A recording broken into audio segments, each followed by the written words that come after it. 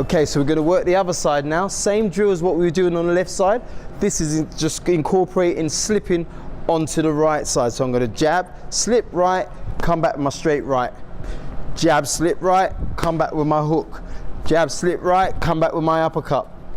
Once again, jab, slip, straight right, jab, slip, right hook, jab, slip, right uppercut. Nice rhythm. Now we're just going to add the left hook on in the second minute. Say it's a 2-minute round. In the second minute, we're just going to add on the hook to everything. So it's now jab, slip, right hook. Jab, slip, 2 hooks. Jab, slip, uppercut, hook. Okay? All the while you can see I'm not swinging, I'm just rotating around in my arms. My body's carrying my arms around.